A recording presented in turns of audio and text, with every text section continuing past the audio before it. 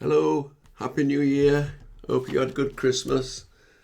My name's Vic Gilgis and I'm here with a new podcast for this new year, 2026. And my podcasts are always about helping with you with your well-being, and also I do them to help me with my well-being. Certainly concentrating or working with this stuff does help. And it doesn't just have to be me. Anybody that does this type of thing, I would say, which is very good. That's why I do it off the Sydney Banks' 3 principles. So have a look at that stuff. But yeah, so this is episode 43. They are not worth it, and I will explain what I mean by not worth it and who they are, or who it is that's not worth it. But the context which I'm putting this video down, this podcast, is about my friend's daughter being, well, essentially she's just started her first year at university, so she'll have done her first semester or term. And a mother, I talked with the mother because she's a friend of mine, and she is saying that her daughter has been bullied at university, in the sense that her friends, new friends, and of course in the future, next term, next semester, she's got opportunities to make newer friendships, hopefully, that they are in a way ignoring her, and she is getting upset about it and all the rest of it. What I would say about that, because I was bullied when I was at school, and it's not very nice. I don't know what young ladies do, but it's certainly in the lads' environment. What worked was basically fighting back. And I hate, it's not very PC to say this, but if they're bullying you physically, I think it can be mentally nowadays through social media. But in my friend's daughter's case, it's the young women at the university in her cohort that are upsetting her. But in my day, with lads, it was physical, and my answer was, and it did work, was to punch them back, even though you got pummeled yourself. They never came back, even though they were taking out that advantage. So I don't know what it is, what women can do, because it's a different type of thing, isn't it? What I would say is that I think that bullies coming from lack. They're coming from something wrong with them. They're coming from their upsetness, and they're venting it out on others with their angriness, with their whatever it is that they. But what I'm saying is, it's the problem is with them, and that needs to be seen, which is very difficult at a young person's age. But that is a thing that if they can realise this, that the other people that are doing it,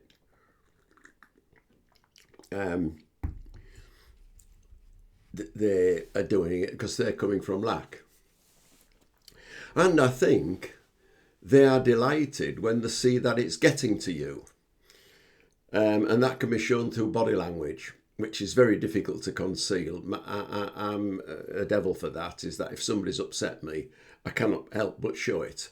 And so, I think bullies, especially people who are trying to take advantage, look out for that and build on that. So I don't know. I mean, maybe there are some psychological ways of kind of being able to control your body language. I wouldn't know. But what I'm saying here in this podcast is that there's something more powerful, I'll come to explain, than using reverse psychology against these people.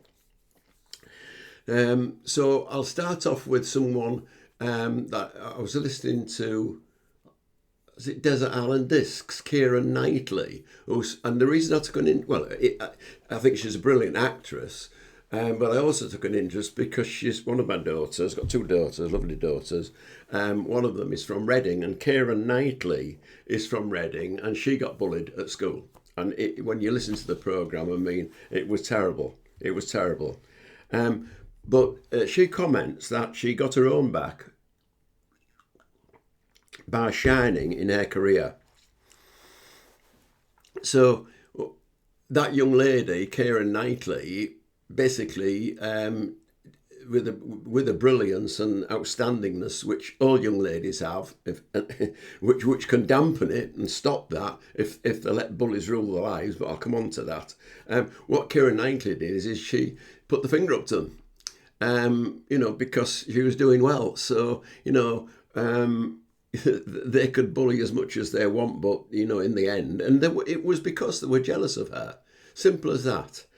So, but I'm going to say that one doesn't have to do all that. In other words, become this, that, and t'other, good, brilliant, in order to show the bullies, look at what I've done. You don't have to, because that can take time, and really, it shouldn't be the route to happiness, fulfilling your goals through trying to, and I'm sure Keira Knightley wasn't doing this, but I feel she was doing it out of her own desires and to do well, and also the fact that she was very inspired to do what she did because she's good at it, and that's what she likes doing.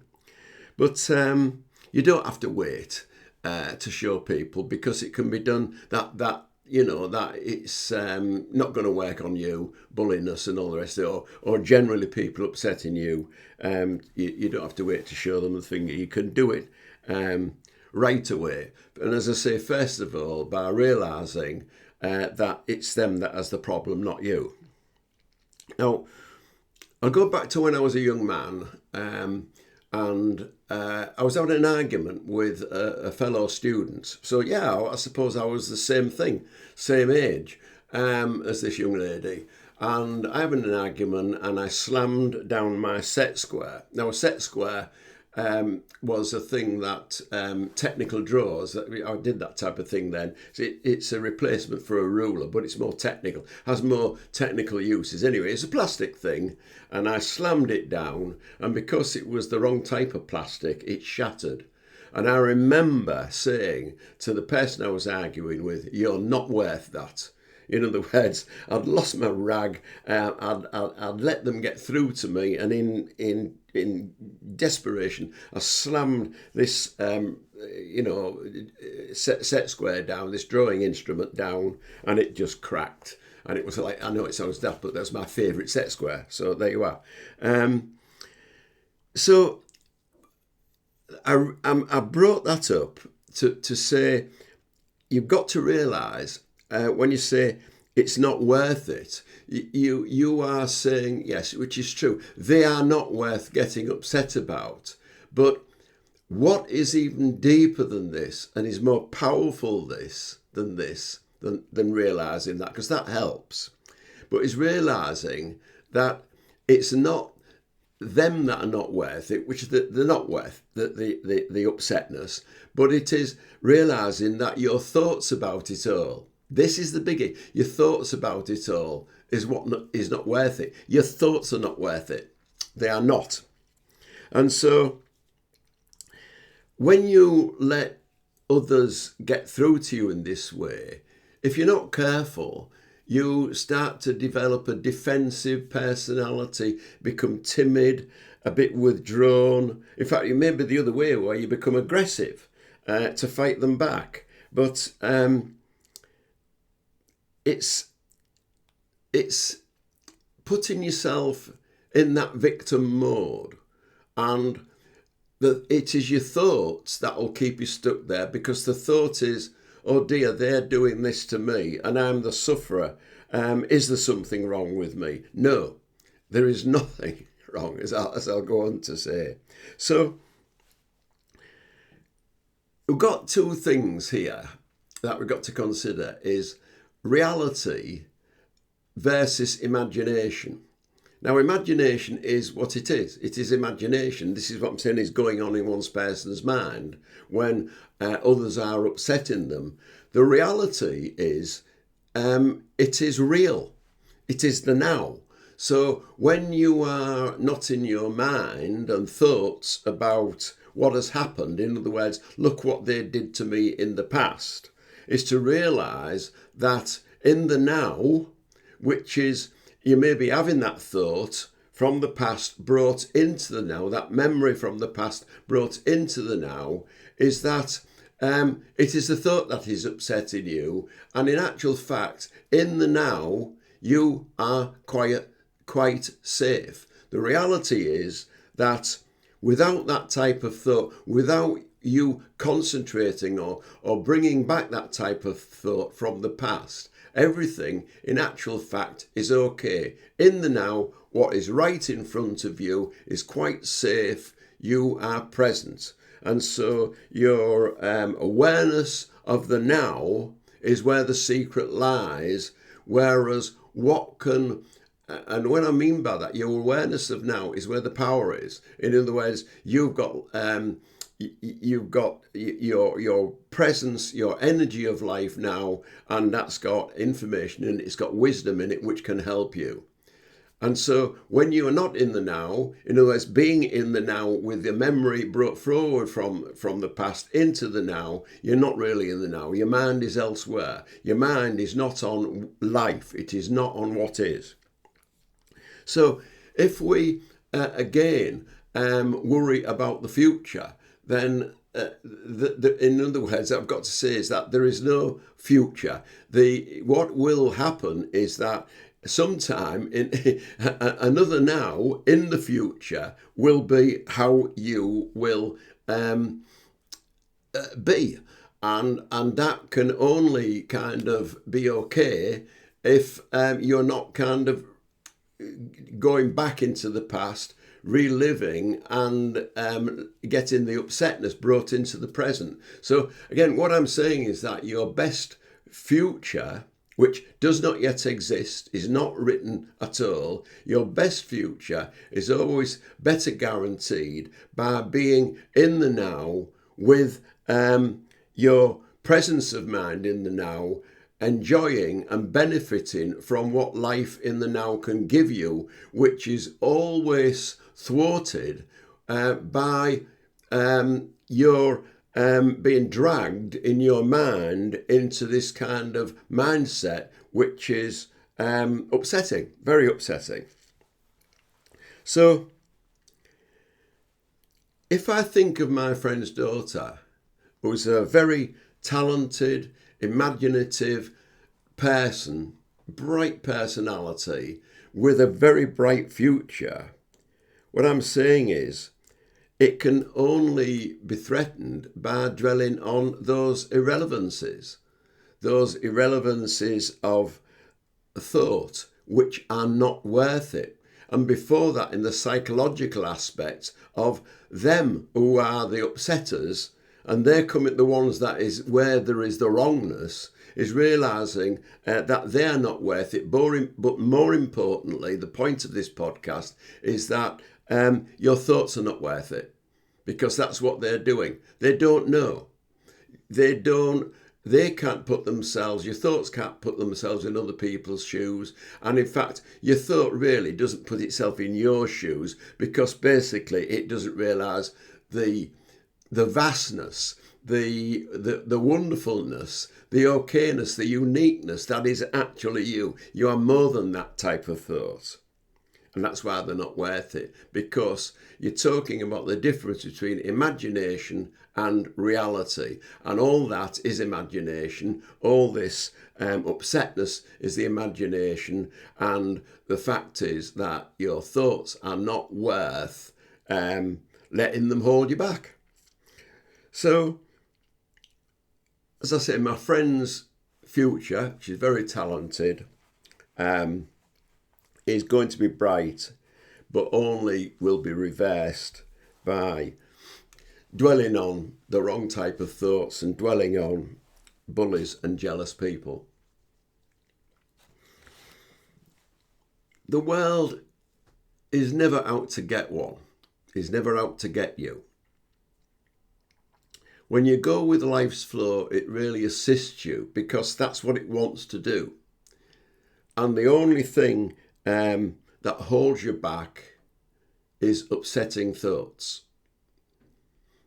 So when you realise and understand that that is imagination and that being in reality in the now, in the present moment is where it always is, that's life is your saviour, then you are with life in the present, and that's where the assistance comes. This is what always guarantees a bright future, is that being in the now, you've got a clear mind, and that you are, enjoying the now and therefore thriving. So you think clearer, you study clearer, you guarantee your future clearer because innately your okayness comes through. It is not marred by thoughts that are not worthy, and it is not marred by bullies and people who are out to get you. That is their problem.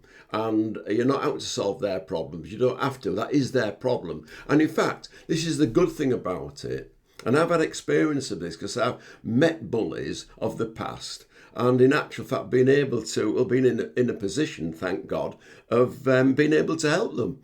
Because I've talked to them and realised that because they've told me what kind of a person they were that made them become the way that in which they were, and that the principles here where, you can look at thought versus reality, which are two different things, that the imagination can hold you back.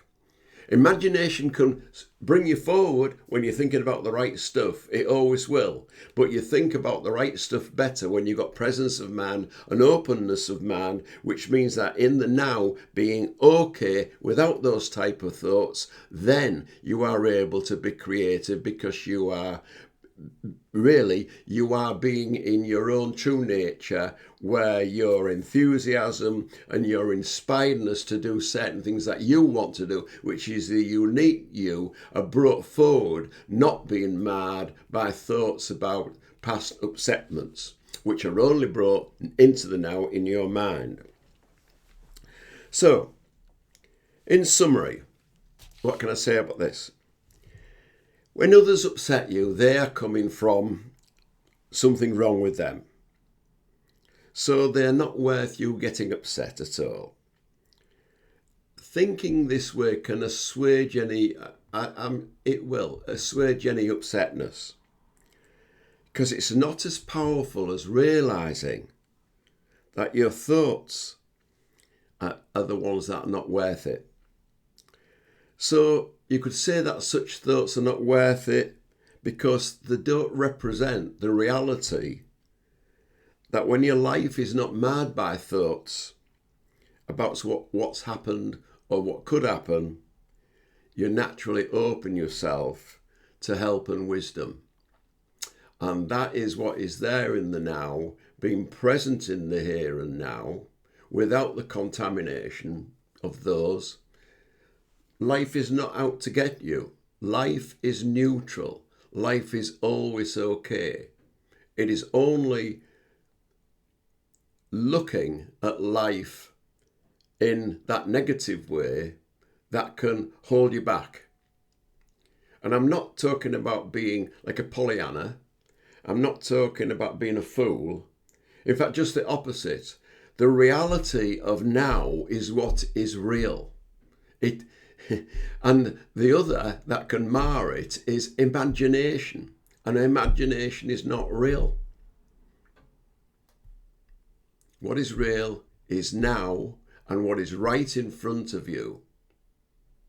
That's where the power is.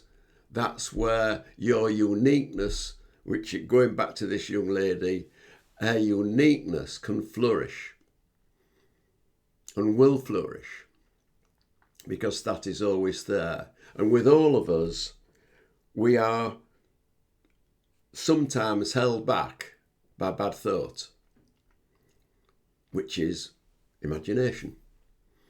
And what can propel us forward is when we are okay, when we are clear-minded, then good thoughts pop into our mind. They don't come from the intellectual thinking mind. They come from somewhere else. Thank God they do. They come from wherever. They just do. That's creativity. And creativity is always marred when we let they're not worth it thoughts. In fact, when we let them that are not worth it mar us moving. And what mars us moving in reality is our thought. And when we're clear, we're bright. And that young lady definitely has a bright future.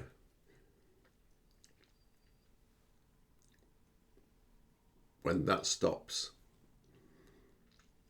When she just settles into who she really is. And it's the same with all of us. When we settle into what we've already got, we've always got okayness. We've always got that wisdom with us. We've always got that life's flow going with it instead of interrupting it to examine it. No. It's like the song, you don't, whilst you're playing the game, the cards, you don't think about it. You only tally up when it's over. And in fact, you never tally up when it's over, because when it's over is when you pop your clogs. But up until then, have a good life. And Louise Hay, that's what Louise Hay used to say. I'm going to sing, dance and enjoy myself and then pop the clogs. But up until then, I'm going to have a good life. I'm not going to let bad thoughts, negative thoughts, upsetting thoughts block it, because they're not real. What is real is right in front of me now. And what's right in front of me now is that I can go out to a rave, not me. Well, I might do. I can go out and enjoy myself. I can go out and meet people who do like me, who do respect me. Genuine people who are okay themselves, don't bully. They help. They give love. The others don't give love. And the reason they don't give love is because they don't love themselves. So, anyway, Happy New Year. Enjoy yourselves. I hope you had a good Christmas again, as I said. I've had a good Christmas. And take care. Love you.